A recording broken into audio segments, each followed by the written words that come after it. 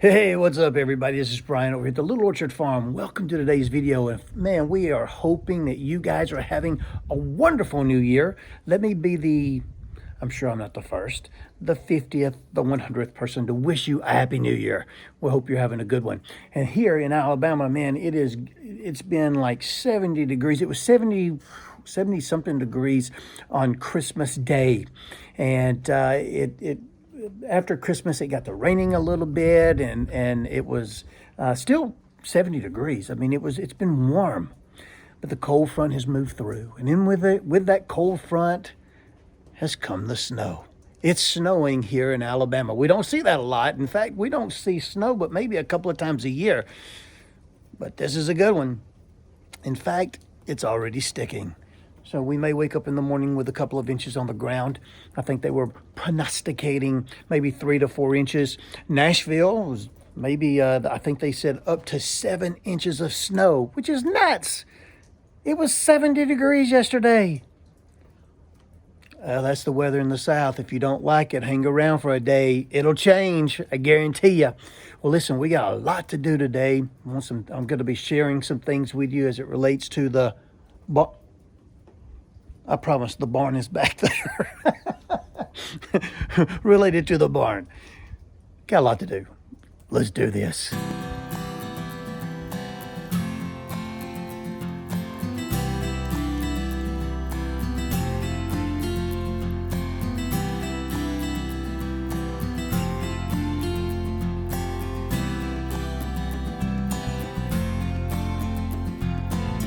Well, we woke up this morning to a wintry wonderland. Man, look at the snow. I think we got maybe a couple of inches. But before we jump into the barn to talk about some electrical stuff, we got some work to do. So overnight last night, we had a tree fall across the road. So we gotta get in here and cut this up and get it out of the way.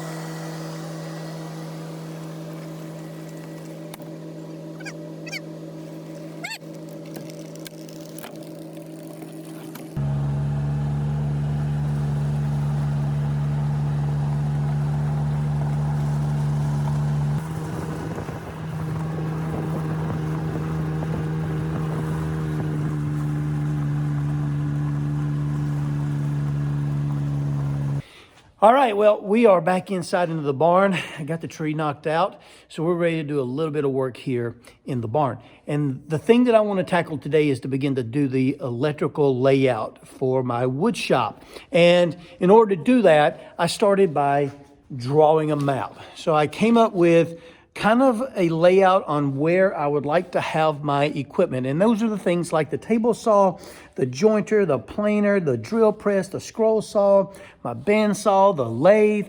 Man, I've got a lot of woodworking equipment that I'm going to want to put into the shop, and I got to figure out where they're going to go.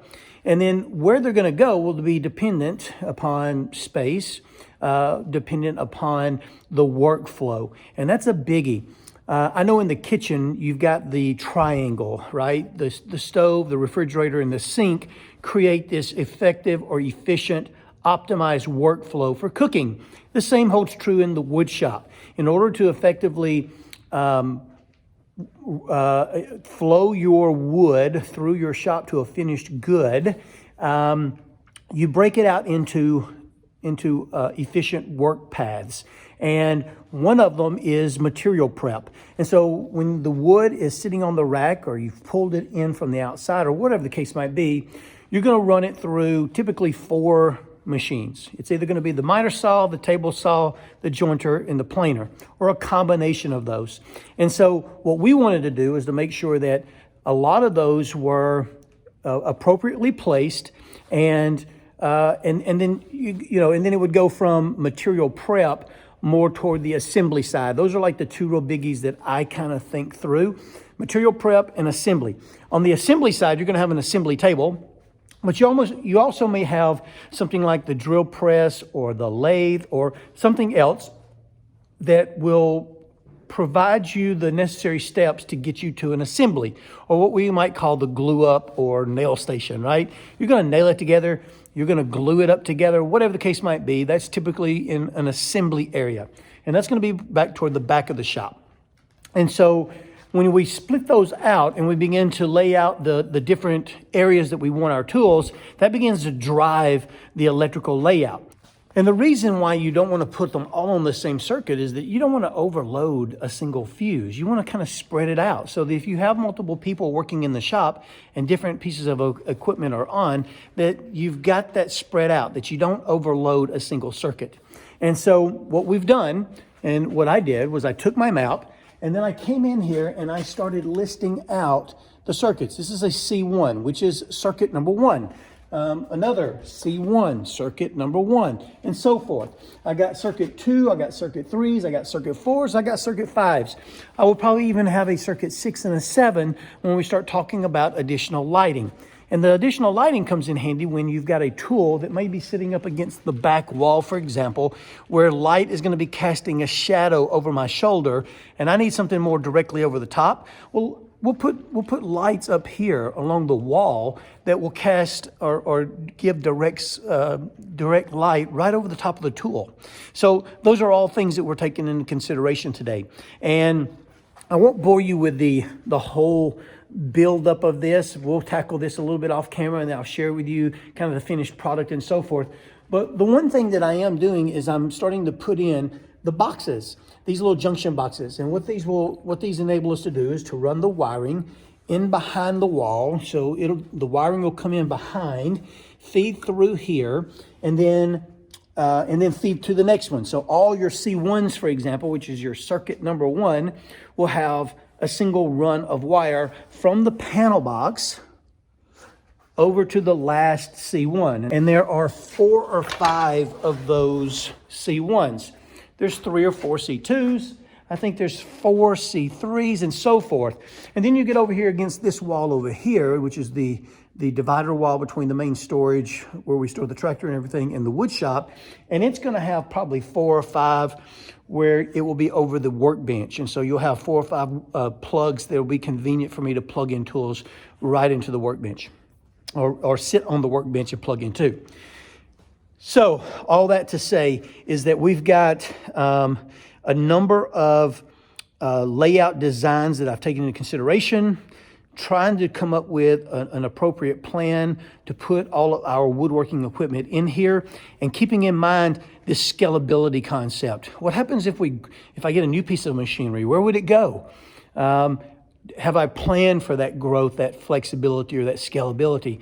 And I hope the answer will be yes. We're going to be putting a lot of outlets in here for multiple machines and so forth as we continue to dream about the things that are possible in this wood shop. Let's see, so just to give you some idea, not only is tool layout important, but you've got other things to take into consideration as you're laying out the shop. Number 1 is dust collection. Dust collection is a huge, huge deal. And so you don't want to necessarily put the various tools that require a good dust collector in 4 corners, because then you're having to run your network of dust collection pipes and so forth all over the shop. It'd be great if they were all along one wall, right? That's one thing to take into consideration. A second thing to take into consideration is our heating and cooling. I'm going to have a window unit, a window air conditioner unit to start out with over here in this window. And I may end up purchasing a heating unit to stick up here on the back wall that blows this direction. And so I'll have to consider the electrical needs of a unit, a small heating unit like that, an electrical unit. Another consideration is storage. Storage is massive in a wood shop.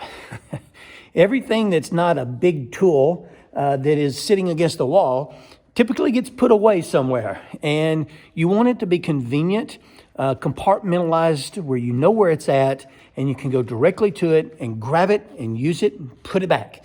And you don't want to be walking all over the shop looking for a tool. You want it to be stored appropriately located to the assembly table, the workbench, wherever. So that's another consideration that I have to take into an account. So all of that to say, today I will be putting in a lot of these junction boxes, and I've purchased a bunch of them. I've got, let's see here.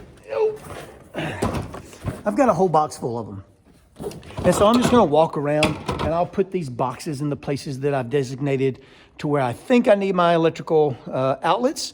I will consult with Kevin when he gets here this weekend. We'll talk through things, make sure we're all good and aligned with that. And then I'm going to start wiring it. So I've got my 12-2 wiring that I will be running from the box along the walls and getting our outlets wired.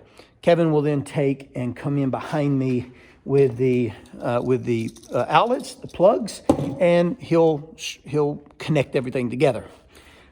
Whew, that's a lot of work to do, but it's also fun and exciting. And I'm looking forward to it because I'm truly ready to start the next stage, which would be insulating. After we get the outlets put in, I'll insulate the walls, and then we can then put our finished board on the wall, whether that's a plywood of some sort or a paneling or something. We'll get that put on, and we should be ready to run the rest of the shop out and then start loading in the equipment. So I'm looking forward to that. Well, anyway, guys, that's all I got for today. And I hope you guys have a wonderful week and a very blessed week. Till we see you again the next time, we will. See ya.